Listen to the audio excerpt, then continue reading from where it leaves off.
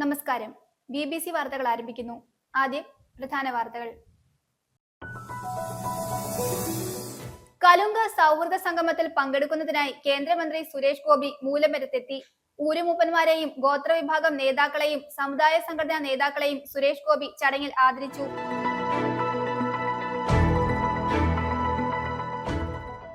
വാഴക്കുളം സൗജന്യ dialysis centre October 3 ഉദ്ഘാടനം ചെയ്യുമെന്ന് ഭാരവാഹികൾ വാർത്താ സമ്മേളനത്തിൽ അറിയിച്ചു. നിയമസഭാ സ്പീക്കർ AN ഷംസീർ ഉദ്ഘാടനം നിർവഹിക്കും.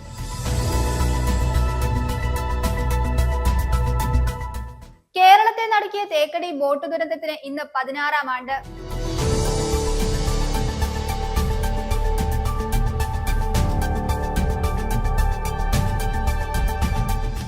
കോതമംഗലം ആറിന് കുറുകെ പല്ലാരിമംഗലം മണിക്കിണർ പാലത്തിന് അപ്രോച്ച് റോഡിനായുള്ള സ്ഥലമേറ്റെടുക്കാൻ നടപടികൾ വേഗത്തിൽ പൂർത്തീകരിക്കുമെന്ന് റവന്യൂ മന്ത്രി കെ രാജൻ നിയമസഭയിൽ അറിയിച്ചു.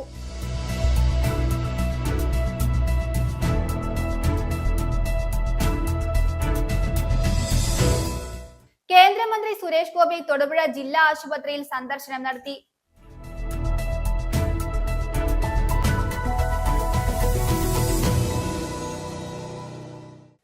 വാർത്തകൾ വിശദമായി. കേന്ദ്രമന്ത്രി സുരേഷ് ഗോപി മൂലമറ്റത്ത് സംഘടിപ്പിച്ച കലുങ്ക സൗഹൃദ സംഗമത്തിൽ പങ്കെടുത്തു.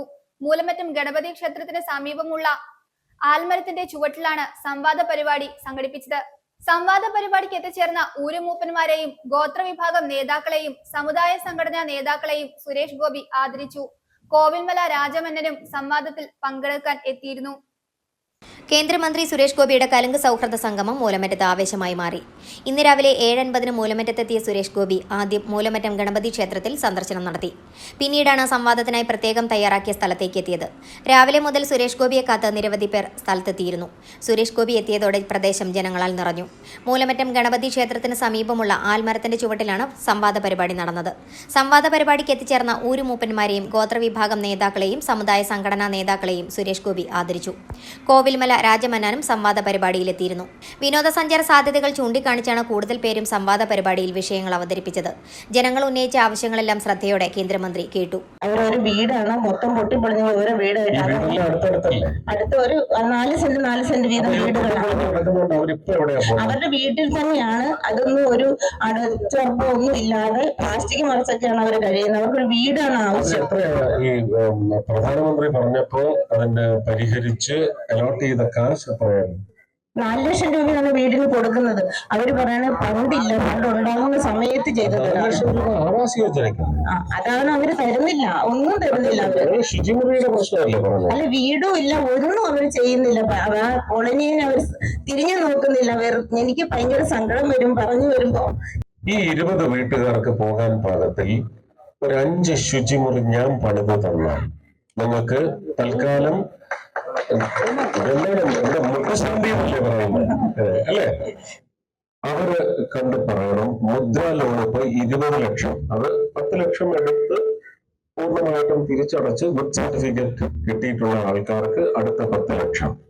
ഒരു 2 മുറി അവരുടെ നിലവിലുള്ള വീടിനോട് ചേർത്ത് ഒരു 3 സ്റ്റാർ ഫെസിലിറ്റിയോടുകൂടി പണിത് വെച്ചാൽ നമുക്ക് അതിനകത്തേക്ക്, അല്ലാതെ 300 മുറിയുള്ള ഒരു ഹോട്ടൽ വരികയെന്ന് പറഞ്ഞാൽ അതിന്റെ ഒരു എന്താണ് നാശത്തിലേക്ക് പോകുന്ന ഫുട് പ്രിന്റ് എന്ന് പറയുന്നത് നമുക്ക് താങ്ങാനൊക്കത്തില്ല. ആ 300 റൂമിനുള്ള ഇലക്ട്രിസിറ്റി, ആ 300 റൂമിനുള്ള ജലം, അവർ വന്നു കഴിഞ്ഞാൽ അവർക്കുള്ള ബ്രീതിങ് സ്പേസ്, മറ്റ് ഫയർ ആയാലും ഹെൽത്ത് ആയാലും അങ്ങനെയുള്ള എല്ലാ ലഭ്യതകളും എത്തിക്കുന്നത് വലിയ പ്രയാസമായിരിക്കും. പക്ഷെ ഇത് നമ്മൾ വികേന്ദ്രീകരിച്ച് ഓരോ വീട്ടിലും ഒരു 1000 ടൂറിസ്റ്റ് വരുന്നത് 500 വീടുകളിലായിട്ട് ഈ 2 പേരെ അല്ലെങ്കിൽ 4 പേരെ വെച്ച് 250 വീടുകളിലായിട്ട് നമുക്കിതിന് ഒന്നിങ്ങനെ വിതരണം ചെയ്ത് കൊണ്ടുപോകുവാൻ സാധിക്കുകയാണെങ്കിൽ അതാണ് സസ്റ്റൈനബിൾ ടൂറിസത്തിന്റെ ഇപ്പോഴത്തെ ഏറ്റവും ഫലവത്തായ ഒരു ഓപ്പറേഷണൽ രീതി. അതാണെന്നാണ് ഞാൻ മനസ്സിലാക്കുന്നത്.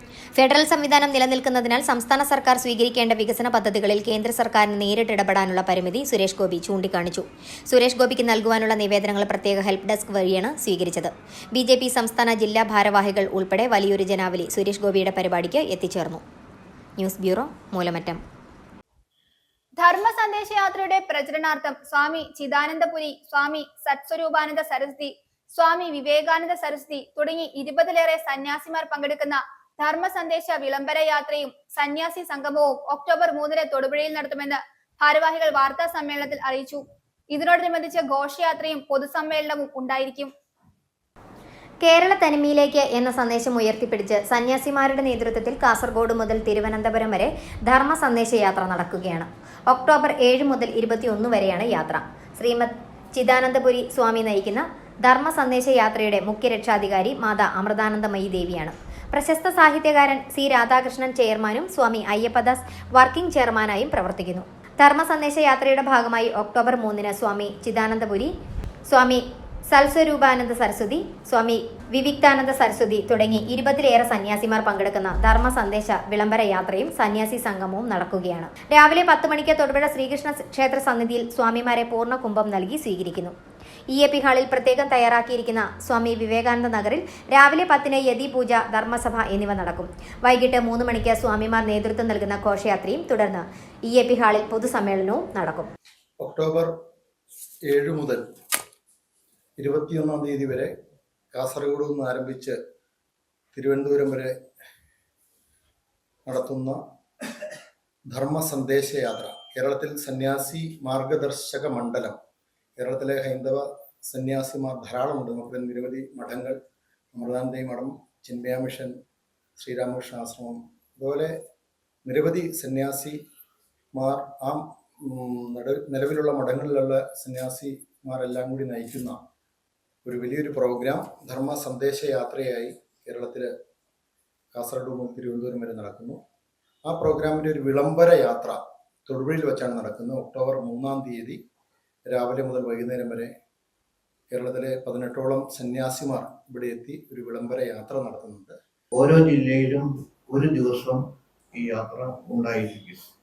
രാവിലെ 10 മണിക്ക് ആരംഭിച്ച് 1 മണിക്ക് അവസാനിക്കുന്ന പൗരപ്രമുഖരുടെ ഒരു മീറ്റിംഗ് രാവിലെയും, അതിനുശേഷം 4 മണി മുതൽ 7 മണി വരെ ഒരു പൊതുസമ്മേളനവും, വീണ്ടും അടുത്ത ജില്ലയിലേക്ക് ഇതേ പരിപാടികൾ തന്നെയാണ് ആസൂത്രണം ചെയ്തിരിക്കുന്നത്. ഇവിടെ ഇങ്ങനെ ഒരു യാത്രയുടെ വിളംബര യാത്ര നടത്താനുള്ള കാരണം, നമ്മൾ വരുന്നത് ഇടുക്കി ജില്ലയിലെ പ്രത്യേക ഭൂപ്രകൃതി അനുസരിച്ചിട്ട് ഹൈറേഞ്ചിലേക്ക് പോയാൽ തിരിച്ച് തൊടുപുഴ വരുമ്പോഴേക്കും ഒരു ദിവസം കൊണ്ട് പൂർത്തിയാക്കാൻ സാധിക്കാതെ വരുന്നു. അപ്പോൾ ഏതെങ്കിലും ഒരു ഭാഗം ഉപേക്ഷിക്കപ്പെട്ടാൽ അത് കൂടുതൽ ബുദ്ധിമുട്ടുണ്ടാകും എന്നുള്ളത് മനസ്സിലാക്കിയിട്ട് ഈ യാത്ര കോതമംഗലത്തിൽ നിന്ന് നേര്യമംഗലം വഴി ഇടുക്കി കട്ടപ്പനയ്ക്ക് യാത്ര പോവുകയാണ്. അപ്പോൾ ആ ഒരവസ്ഥയിൽ ഇതിൻ്റെ വിളംബര യാത്ര തൊടുപുഴയിൽ എന്ന് തീരുമാനിച്ചതിൻ്റെ അടിസ്ഥാനത്തിലാണ് ഈ 3-ാം തീയതി തൊടുപുഴയിൽ ഈ വിളംബര യാത്ര നടത്തുന്നത്. വ്യത്യസ്ത മഠങ്ങൾ ഉണ്ട്. ആ മഠങ്ങളിലെ സന്യാസിമാർ ഏതാണ്ട് 18 പേർ ഇവിടെ ഈ യാത്രയിൽ പങ്കെടുക്കും. തൊടുപുഴയിൽ നടത്തിയ വാർത്താ സമ്മേളനത്തിൽ സ്വാമി Ayyappadas, S Padma Bhushan, Sunil Kumar R, KK Ajith, PG Jayakrishnan, VK Biju എന്നിവർ പങ്കെടുത്തു. News bureau, Thodupuzha. ചുരുളി സർക്കാർ മാതൃകാ ഹോമിയോ ഡിസ്പെൻസറിയുടെയും സൗപർണിക ആർട്സ് ആൻഡ് സ്പോർട്സ് ക്ലബിന്റെയും ഇടുക്കി കഞ്ഞിക്കുഴി ഗ്രാമപഞ്ചായത്തിന്റെയും സംയുക്താഭിമുഖ്യത്തിൽ അസ്ഥിരോഗ പ്രത്യേക OP ഉദ്ഘാടനവും സൗജന്യ മെഡിക്കൽ രക്തപരിശോധന ക്യാമ്പും നടത്തി. ചുരുളി സർക്കാർ മാതൃകാ ഹോമിയോ ഡിസ്പെൻസറി ഹാളിൽ നടന്ന പരിപാടി കഞ്ഞിക്കുഴി ഗ്രാമപഞ്ചായത്ത് പ്രസിഡന്റ് വക്കച്ചൻ വയലിൽ ഉദ്ഘാടനം ചെയ്തു. ചുരുളി സർക്കാർ മാതൃക ഹോമിയോ ഡിസ്പെൻസറിയുടെയും സൗപർണിക ആർട്സ് ആൻഡ് സ്പോർട്സ് ക്ലബിന്റെയും ഇടുക്കി കഞ്ഞിക്കുഴി ഗ്രാമപഞ്ചായത്തിന്റെയും സംയുക്ത ആഭിമുഖ്യത്തിലാണ് അസ്ഥിരോഗ പ്രത്യേക OPയുടെ ഉദ്ഘാടനവും സൗജന്യ മെഡിക്കൽ ക്യാമ്പും നടന്നത്. മാതൃക ഹോമിയോ ഹാളിൽ നടന്ന പരിപാടിയിൽ വികസന standing committee chairperson Silvy Sojan അധ്യക്ഷത വഹിച്ച യോഗം കഞ്ഞിക്കുഴി ഗ്രാമപഞ്ചായത്ത് പ്രസിഡന്റ് വക്കച്ചൻ വയലിൽ ഉദ്ഘാടനം ചെയ്തു. നമുക്കറിയാം, ഇന്ന് ഏതാണ്ടൊരു 40 വയസ്സ് കഴിഞ്ഞിട്ടുള്ള മുഴുവൻ ആൾക്കാർക്കും ഷുഗർ, കൊളസ്ട്രോൾ ഉൾപ്പെടെയുള്ള എല്ലാ രോഗങ്ങൾക്കും അടിമപ്പെട്ടു പോകുന്ന ഒരു സമൂഹമാണിത് കേരളത്തിലുള്ളത്. അപ്പോൾ അങ്ങനെ വരുമ്പോൾ നമുക്ക് ചികിത്സാ രംഗത്ത് വളരെ പ്രാധാന്യം അർഹിക്കുന്നുണ്ട്. ഹോമിയോയ്ക്കായാലും ആയുർവേദത്തിനായാലും. ഹോമിയോ ഷുഗറിനും പ്രഷറിനും അതുപോലെ എല്ലാ രോഗങ്ങളും, ഇന്നിപ്പോൾ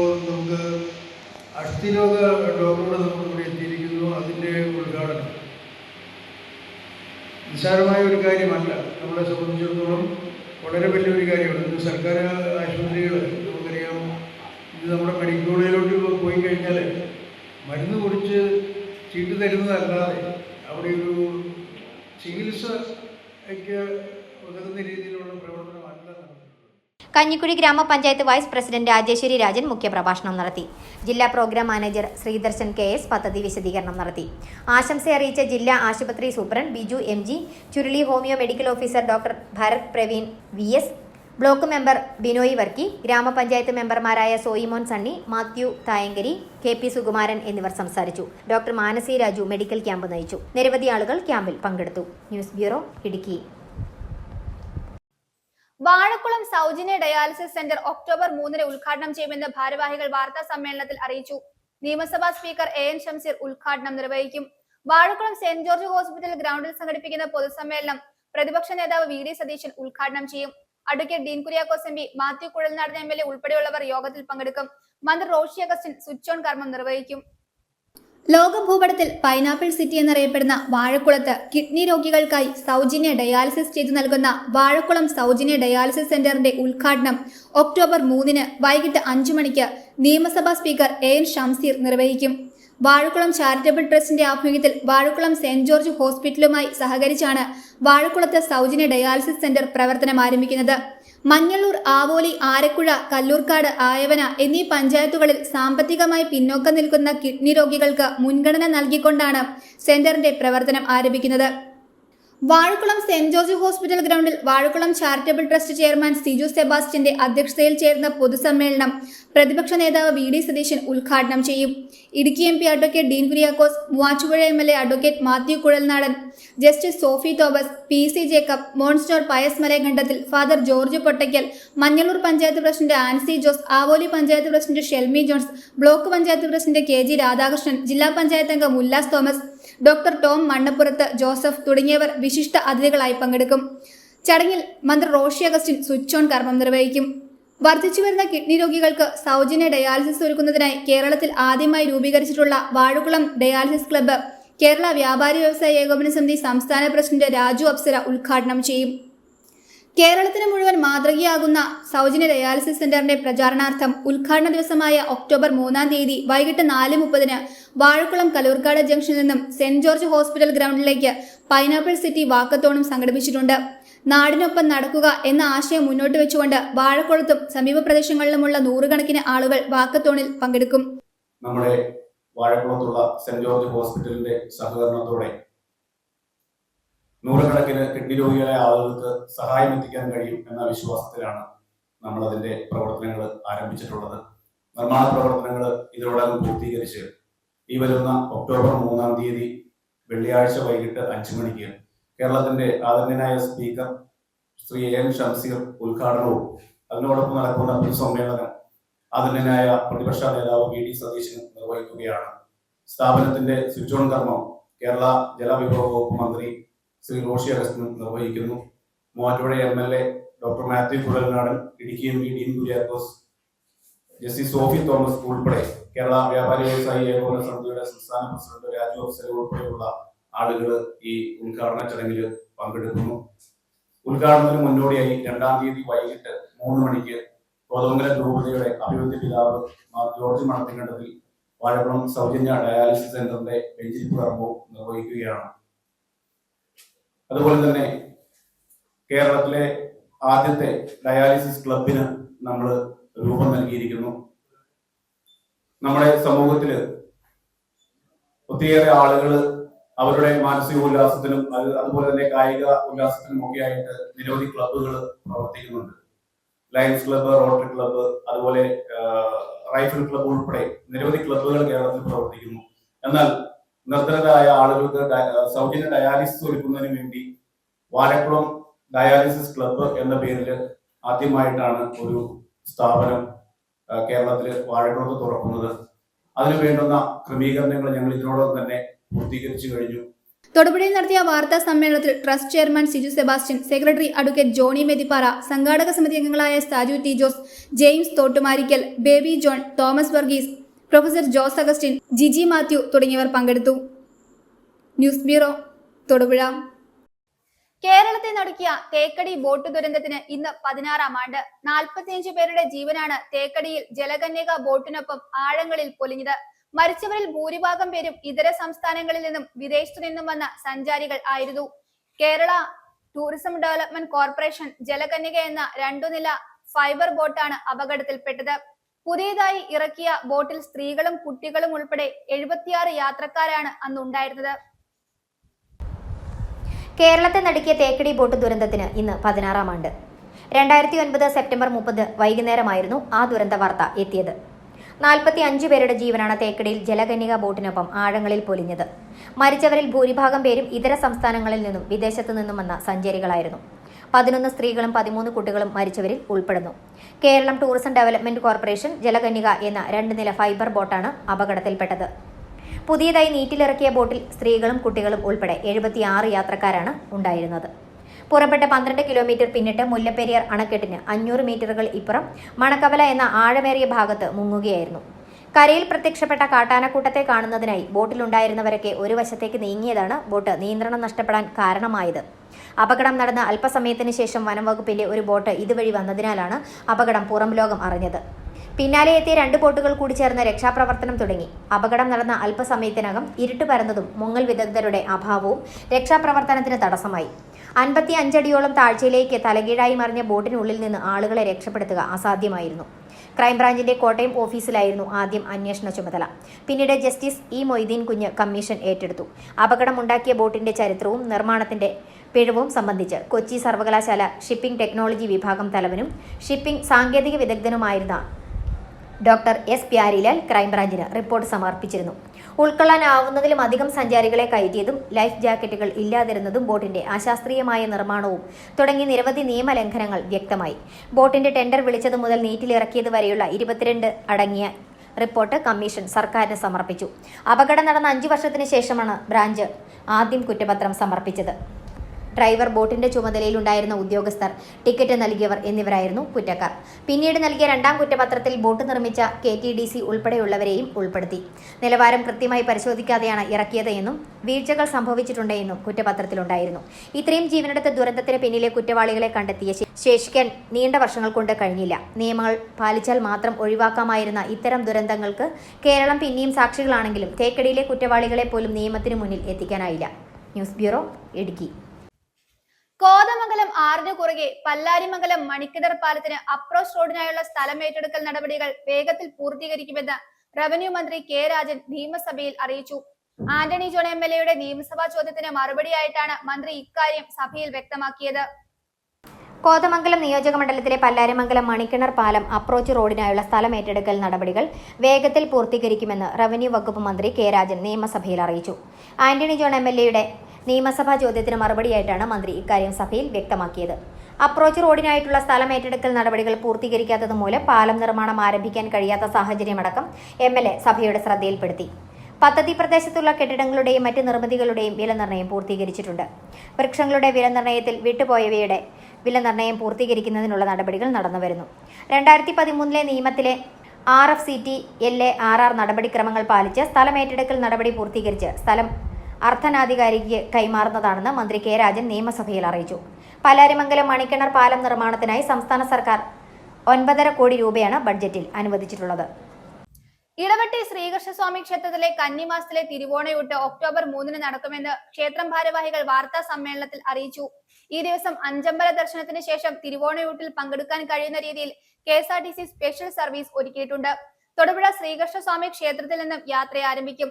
അഞ്ചമ്പല ദർശനത്തിന്റെ flag off Thodupuzha municipal chairman K Deepak നിർവഹിക്കും.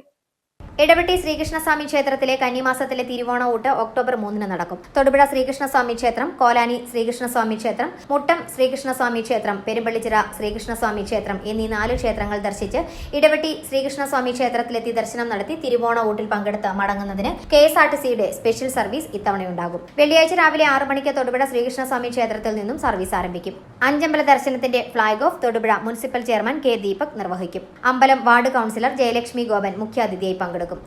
ക്ഷേത്രത്തിലെ ഏറ്റവും പ്രധാനപ്പെട്ട വഴിപാടാണ് തിരുവോണഊട്ട്. എല്ലാ മലയാള മാസവും തിരുവോണ നാളില് ക്ഷേത്രത്തിൽ നടക്കുന്ന തിരുവോണഊട്ട്. അതിന് ഇത്തവണ മറ്റൊരു പ്രത്യേകത ഉള്ളത്, KSRTC തൊടുപുഴ ഡിപ്പോയിൽ നിന്നും സ്പെഷ്യൽ സർവീസ് തിരുവോണവുമായിട്ട് ബന്ധപ്പെട്ട് ക്ഷേത്രത്തിലേക്ക് ഉണ്ടാവും. ദ്വാപര യുഗത്തില് പഞ്ചപാണ്ഡവരാൽ പ്രതിഷ്ഠിതമായതാണ് തൊടുപുഴയിലെ 5 കൃഷ്ണക്ഷേത്രങ്ങൾ. തൊടുപുഴ ശ്രീകൃഷ്ണസ്വാമി ക്ഷേത്രം യുധിഷ്ഠിരനാൽ പ്രതിഷ്ഠിതമായതും, കോലാനി ശ്രീകൃഷ്ണസ്വാമി ക്ഷേത്രം ഭീമസേനാൽ പ്രതിഷ്ഠിതമായതും, അതുപോലെ മുട്ടം അർജുനനാൽ പ്രതിഷ്ഠിച്ചതും, ഇടവെട്ടി ക്ഷേത്രം നകുലൻ പ്രതിഷ്ഠിച്ചതും, അതുപോലെ പെരുമ്പള്ളിച്ചിറ സഹദേവൻ പ്രതിഷ്ഠിച്ചതുമാണ്. ഇതിന്റെ ആധികാരികമായ രേഖ സെൻട്രൽ ബോർഡ് ഓഫ് ഇന്ത്യ പുറത്തിറക്കിയ central census board of India പുറത്തിറക്കിയ പുസ്തകത്തിൽ ടെമ്പിൾസ് ഓഫ് ഇടുക്കി എന്ന പുസ്തകത്തിൽ വളരെ വിശദമായി പ്രതിപാദിച്ചിട്ടുണ്ട്. അപ്പോൾ അതുമായി ബന്ധപ്പെട്ട് പഞ്ചപാണ്ഡവ ക്ഷേത്ര ദർശനവും കൂടി KSRTC ഒരുക്കുകയാണ്. അപ്പോൾ ഈ വരുന്ന വെള്ളിയാഴ്ച ഒക്ടോബർ മാസം 3-ാം തീയതി വെള്ളിയാഴ്ച രാവിലെ 6 മണിക്ക് തൊടുപുഴ KSRTC സ്റ്റാൻഡിൽ നിന്നും KSRTCയുടെ സ്പെഷ്യൽ ബസ് തൊടുപുഴ ക്ഷേത്രത്തിലെത്തിയതിനു ശേഷം അവിടെ നിന്ന് മുട്ടം ക്ഷേത്രത്തിൽ പോയി കോലാനി ദർശനം നടത്തി പെരുമ്പിളിച്ചിറ എത്തിച്ചേരും. അവിടെ നിന്ന് 9 മണിയോടുകൂടി തൊടുപുഴ ക്ഷേത്രത്തിലെത്തുകയും അവിടെ നിന്നും തിരുവോണോട്ടിൽ പങ്കെടുക്കാനുള്ള ഭക്തജനങ്ങളെയും കയറ്റിക്കൊണ്ട് കാഞ്ഞിരമറ്റം, മുതലയാർമട, കാരിക്കോട് വഴി ഇടവെട്ടി ശ്രീകൃഷ്ണസ്വാമി ക്ഷേത്രത്തിൽ 10:30 തിരുവോണോട്ടിൽ പങ്കെടുക്കാൻ എത്തിച്ചേരുന്നതാണ്. തൊടുപുഴയിൽ നടത്തിയ വാർത്താ സമ്മേളനത്തിൽ ക്ഷേത്രം secretary Siju B Pillai, program കോർഡിനേറ്ററും കമ്മിറ്റി അംഗവുമായ എസ് അരവിന്ദ്, ഖജാൻജി രവീന്ദ്രൻ മൂത്തേടത്ത്, കമ്മിറ്റി അംഗം ഹരികൃഷ്ണൻ മഠത്തിൽ എന്നിവർ പങ്കെടുത്തു. News bureau, Thodupuzha. കേന്ദ്രമന്ത്രി Suresh Gopi Muthalakodam holy family hospital സന്ദർശിച്ചു. ആശുപത്രിയിൽ ചികിത്സയിൽ കഴിയുന്ന BJP സംസ്ഥാന കമ്മിറ്റി അംഗം ബിനു കൈമളിനെ കാണുന്നതിന് വേണ്ടിയാണ് സുരേഷ് ഗോപി എത്തിയത്. Hospital administrator sister Mary Alappatt SH, ബിനുവിനെ ചികിത്സിക്കുന്ന ഡോക്ടർമാർ, BJP ഭാരവാഹികളായ N Hari, TH Krishnakumar, Srikanth, Rajesh, Pramod MP, Jeena Anil, N Venugopal എന്നിവർ കേന്ദ്രമന്ത്രിയോടൊപ്പം ഉണ്ടായിരുന്നു.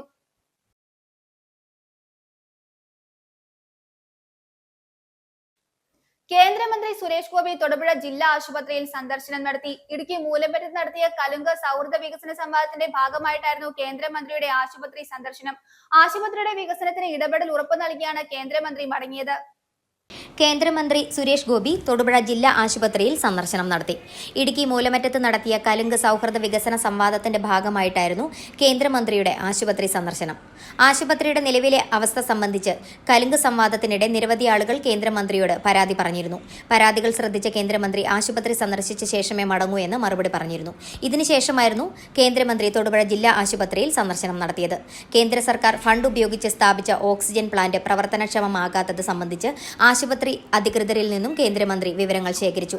ആശുപത്രി സൂപ്രണ്ട് ഡോക്ടർ PN അജി ഉൾപ്പെടെയുള്ള അധികൃതർ കേന്ദ്രമന്ത്രിക്ക് കാര്യങ്ങൾ വിശദീകരിച്ച് നൽകി. നിത്യേന 100 കണക്കിന് രോഗികൾ ആശ്രയിക്കുന്ന ആശുപത്രിയിലെ ജീവനക്കാരുടെ കുറവ് സംബന്ധിച്ചും പുതുതായി നിർമ്മിച്ച കെട്ടിടത്തിന് ഫയർ NOC കിട്ടാത്തതും ഉൾപ്പെടെയുള്ള വിവരങ്ങൾ സുരേഷ് ഗോപി ചോദിച്ചറിഞ്ഞു. ആശുപത്രിയുടെ വികസനത്തിന് ഇടപെടൽ ഉറപ്പ് നൽകിയാണ് കേന്ദ്രമന്ത്രി മടങ്ങിയത്. ഇടുക്കിയുടെ ആരോഗ്യാവസ്ഥ വളരെ പരിതാപകരമായ ഒരു അവസ്ഥയിലാണ് മുന്നോട്ട് പോകുന്നത്. ഇപ്പോൾ ജില്ലാ ആശുപത്രിയുടെ കാര്യമാണെങ്കിലും മെഡിക്കൽ കോളേജിൻ്റെ കാര്യം, ഇപ്പോൾ മെഡിക്കൽ കോളേജ് ഓപ്പറേഷൻ തിയേറ്റർ ഏതാണ്ട് 1 മാസക്കാലം അടച്ചിരുന്ന സാഹചര്യം ഉണ്ടായി. സംസ്ഥാനത്ത് ഒരു മെഡിക്കൽ കോളേജിൽ പോലും 1 മാസം അടച്ചിരുന്ന സാഹചര്യം ഉണ്ടായിട്ടില്ല. ഈ ആശുപത്രിയിലെ കാര്യം പറഞ്ഞപ്പോൾ ഇപ്പോൾ ഞായറാഴ്ചകളിൽ, ശനിയാഴ്ചകളിലൊക്കെ രോഗികൾ നമ്മളെ രാത്രി വിളിക്കുന്നത് 9 മണിക്കൊക്കെ വിളിച്ചിട്ട് ആളില്ല, വഴി വരെ ക്യൂ ആണെന്ന് പറഞ്ഞാൽ വിളിക്കുന്നത്. പല ദിവസങ്ങളിലും ഇങ്ങനെ തന്നെ വിളിക്കുന്നു. മൂലമറ്റത്ത് നടന്ന കലുങ്ക് സംഗമത്തിൽ കിട്ടിയ റിപ്പോർട്ടിൻ്റെ അടിസ്ഥാനത്തിലാണ് ഓടിയെന്ന് അവിടെ വെച്ചാൽ തീരുമാനിച്ച് ഇവിടെ വരാം. അപ്പം മൊത്തത്തിൽ ആരോഗ്യമന്ത്രി പറയുന്നത് പോലെ തന്നെ സംവിധാനത്തിൽ മൊത്തം ചില മാറ്റങ്ങൾ വരേണ്ടതായിട്ടുള്ള ഓപ്പറേഷണൽ രീതി. കാരണം യുഗം മാറി, ആധുനിക യുഗം വന്നു, നമ്മൾ അതുമായിട്ട് കമ്പാറ്റബിളാണ്. ആ കമ്പാറ്റബിലിറ്റി കുറച്ച് സ്ലോ ആണെന്നുള്ളതാണ് നമ്മൾ മനസ്സിലാക്കുന്നത്. അതിന് നമ്മുടെ പോലെ ഒരു തരത്തിൽ വലിയ ജനാധിപത്യം എന്ന് പറയും, പക്ഷേ ഒരു കുഞ്ഞ ജനാധിപത്യം. അപ്പം അതിൻ്റെ ഒരു ബ്രീതിങ് സ്പേസും ഗ്രോയിങ് ടൈമും എല്ലാം നമ്മൾ കൊടുക്കേണ്ടതുണ്ട്. പക്ഷേ ജനങ്ങൾക്ക് നിഷേധിക്കപ്പെടുന്നിടത്ത് ജീവനഷ്ടമോ ജീവഹാനിയോ ഒക്കെ സംഭവിച്ചാൽ വലിയ ഉത്തരവാദിത്തക്കേടാണ്. സംസാരിച്ചിട്ടുണ്ട്. ഇനിയിപ്പം ഞാൻ റിപ്പോർട്ടും ആവശ്യപ്പെട്ടിട്ടുണ്ട്. അത് വെച്ചിട്ട് ഞാൻ മന്ത്രി ഡോക്ടർ വീണ ജോർജ് സംസാരിച്ച് നോക്കാം. നമുക്ക് അത്രയും പെനട്രേഷൻ പവറേ ഉള്ളൂ, കപ്പാസിറ്റി ഉള്ള. News bureau, Thodupuzha. Vazhathoppu government vocational higher secondary സ്കൂളിൽ NSSന്റെ കീഴിൽ ദാൻ ഉത്സവ് സംഘടിപ്പിച്ചു. മാനസഗ്രാമം പദ്ധതിയുടെ ഭാഗമായി കുട്ടികളുടെ അറിവും കഴിവും സമൂഹവുമായി പങ്കുവയ്ക്കുക എന്ന ലക്ഷ്യത്തിൽ നടത്തിയ പരിപാടിയുടെ ഉദ്ഘാടനം ജില്ലാ പഞ്ചായത്ത് മെമ്പർ KG സത്യൻ നിർവഹിച്ചു. Vazhathoppu government vocational higher secondary സ്കൂളിൽ NSSന്റെ കീഴിൽ ദാൻ ഉത്സവം സംഘടിപ്പിച്ചു. മാനസഗ്രാമം പദ്ധതിയുടെ ഭാഗമായി കുട്ടികളുടെ അറിവും കഴിവും സമൂഹവുമായി പങ്കുവയ്ക്കുക എന്ന ലക്ഷ്യത്തിൽ നടത്തിയ പരിപാടിയുടെ ഉദ്ഘാടനം ജില്ലാ പഞ്ചായത്ത് മെമ്പർ KG സത്യൻ നിർവഹിച്ചു. NSS വോളണ്ടിയർമാർ അധ്യാപകരുടെ നേതൃത്വത്തിൽ വലിയ തുണിക്കടകളിൽ ചെന്ന് അവരോട് ഈ ആവശ്യങ്ങൾ പറഞ്ഞപ്പോൾ അവർക്ക് നൽകാൻ കഴിയുന്ന പുതിയ വസ്ത്രങ്ങൾ ധാരാളമായി നൽകുകയും അവരെ ഈ പരിപാടിയെ പ്രോത്സാഹിപ്പിക്കുകയും ചെയ്തു.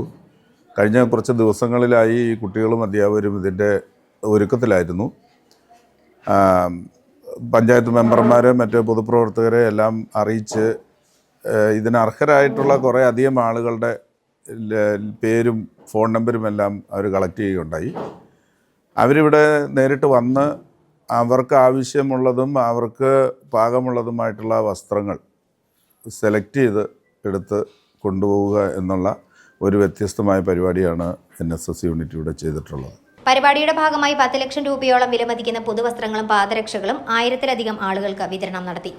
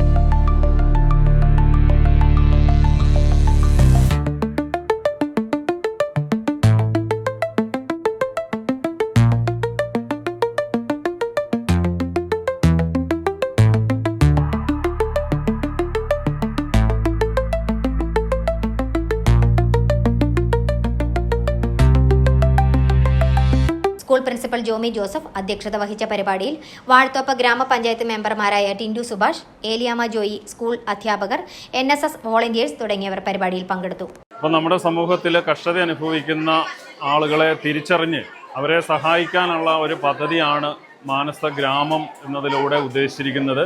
അപ്പോൾ നമ്മുടെ അഡോപ്റ്റഡ് വില്ലേജിനെ മാത്രമല്ല നമ്മൾ പരിഗണിക്കുന്നത്, നമുക്ക് സാധിക്കുന്ന രീതിയിലുള്ള എല്ലാ പ്രദേശങ്ങളിലുള്ള ആളുകൾക്ക് ഡ്രസ്സും ചെരുപ്പും ഒക്കെ എത്തിക്കാനുള്ള ഒരു പദ്ധതിയാണ് നമ്മൾ ഇതിൽ കൂടെ ഉദ്ദേശിച്ചിട്ടുള്ളത്. എൻ്റെ പേര് അപർണ. ഞാൻ Vazhathoppu government vocational higher secondary സ്കൂളിലെ NSS ലീഡർ ആണ്. അപ്പം സംസ്ഥാനത്തുടനീളം NSS യൂണിറ്റിൻ്റെ ആഭിമുഖ്യത്തിൽ, അതായത് Vazhathoppu government vocational higher secondary സ്കൂളിലെ NSSൻ്റെ ആഭിമുഖ്യത്തിൽ മാനസഗ്രാമം പദ്ധതിയുടെ ഭാഗമായി ധ്യാൻ ഉത്സവ് എന്ന പ്രൊജക്റ്റ് ഇവിടെ നടപ്പിലാക്കുകയാണ്. 1000-ഓളം പേർക്ക് സൗജന്യമായി വസ്ത്രവും ചെരുപ്പും സൗജന്യമായി നൽകുകയാണ്. അവർക്ക് വന്ന് അവർക്ക് ഇഷ്ടപ്പെട്ട് അവർക്ക് സെലക്ട് ചെയ്യാവുന്നതാണ് ഇവിടെ ഒരു ഓപ്ഷൻ എന്ന് പറയുന്നത്. പുതിയ ഡ്രസ്സുകളും കുട്ടികളും അധ്യാപകരും കൂടി കളക്ട് ചെയ്ത് അതിവിടെ കൊണ്ടുവന്ന് നമുക്ക് സ്വന്തമായിട്ട് തിരഞ്ഞെടുക്കാനൊരു അവസരം നമുക്കുണ്ട്. അതുകൊണ്ട് ഞങ്ങൾക്ക് മനസ്സുകൊണ്ട് നല്ലൊരു തൃപ്തിയാണ്. News bureau, Idukki. പരിമിതികൾക്ക് നടുവിൽ പ്രവർത്തിക്കുന്ന വെള്ളത്തൂവൽ പോലീസ് സ്റ്റേഷനായി പുതിയ കെട്ടിടം വേണമെന്ന ആവശ്യം SHO ഉൾപ്പെടെ 38 പോലീസ് ഉദ്യോഗസ്ഥരാണ് വെള്ളത്തൂവൽ പോലീസ് സ്റ്റേഷനിൽ ഉള്ളത്.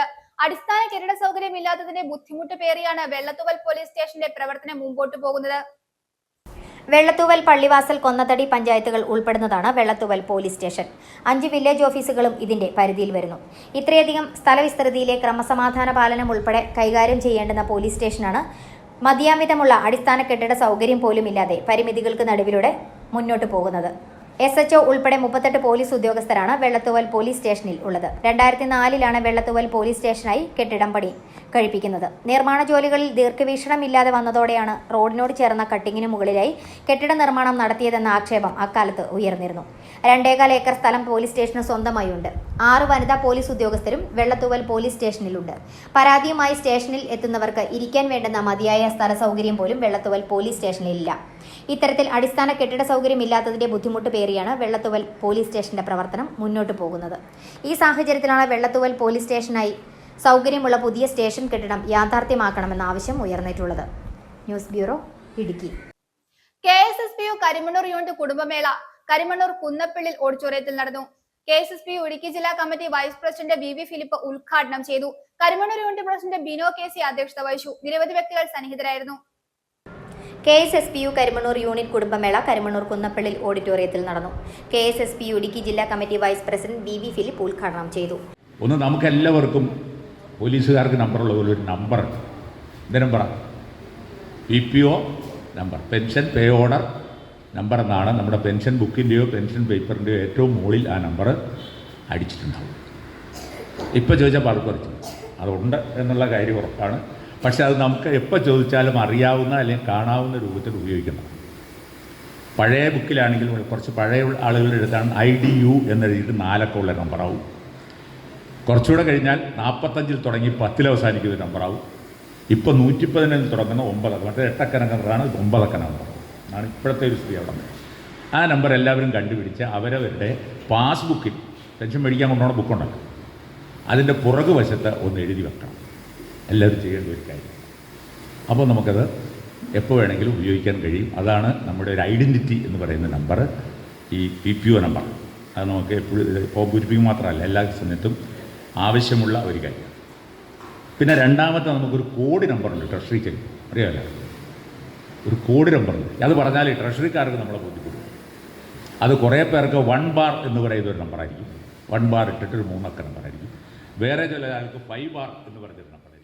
Karimannoor unit president Bino KC അധ്യക്ഷത വഹിച്ചു. ജില്ലാ കമ്മിറ്റി അംഗങ്ങളായ NA James, S Rajeev, AS Indira, unit vice president TU George എന്നിവർ ആശംസകൾ നേർന്നു. സെക്രട്ടറി സുമ KK സ്വാഗതവും ട്രഷറർ ജോസഫ് കുരുവിള നന്ദിയും പറഞ്ഞു. തുടർന്ന് 75 വയസ്സ് തികഞ്ഞ യൂണിറ്റ് അംഗങ്ങളെ വേദിയിൽ KSSPU ഇളന്തേശം block president KV Devasya ആദരിച്ചു. അടുത്തതായി ശ്രീമതി ബ്രിജിത്ത്. തുടർന്ന് വിവിധ കലാപരിപാടികളും മത്സരങ്ങളും നടന്നു.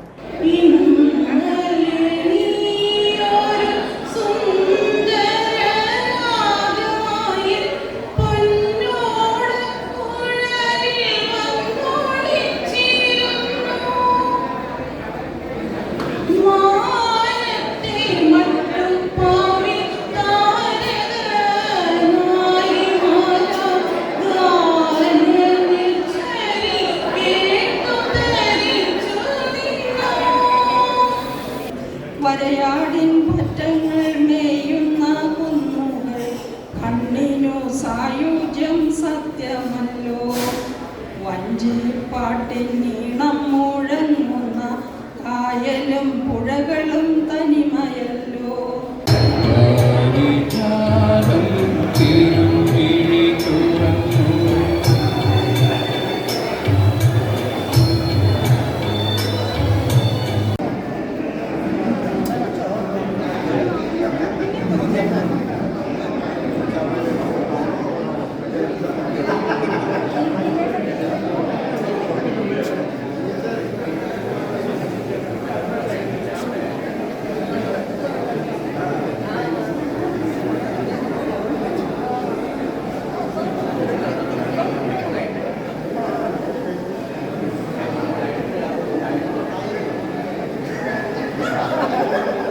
സ്നേഹ സൗഹാർദ്ദം പങ്കിടുവാനായി കുടുംബക്കാരൊരുമിച്ചല്ലോ. ആടിയും പാടിയും സന്തോഷത്തോടെ പെൻഷൻകാരൊരുമിച്ചല്ലോ. News bureau, Karimannoor. പ്രധാന വാർത്തകൾ ഒരിക്കൽ കൂടി. കലുങ്ക സൗഹൃദ സംഗമത്തിൽ പങ്കെടുക്കുന്നതിനായി കേന്ദ്രമന്ത്രി സുരേഷ് ഗോപി മൂലമറ്റത്തെത്തി. ഊരുമൂപ്പന്മാരെയും ഗോത്രവിഭാഗം നേതാക്കളെയും സമുദായ സംഘടനാ നേതാക്കളെയും സുരേഷ് ഗോപി ചടങ്ങിൽ ആദരിച്ചു.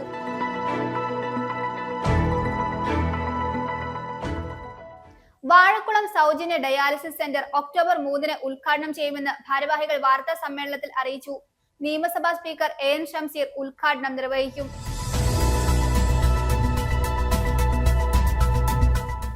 കേരളത്തെ നടുക്കിയ തേക്കടി ബോട്ട് ദുരന്തത്തിന് ഇന്ന് 16ാം ആണ്ട്.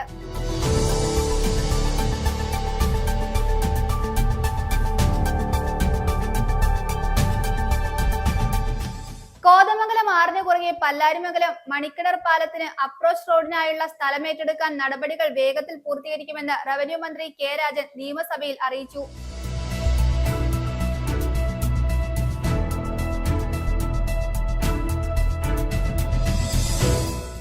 കേന്ദ്രമന്ത്രി സുരേഷ് ഗോപി തൊടുപുഴ ജില്ലാ ആശുപത്രിയിൽ സന്ദർശനം നടത്തി.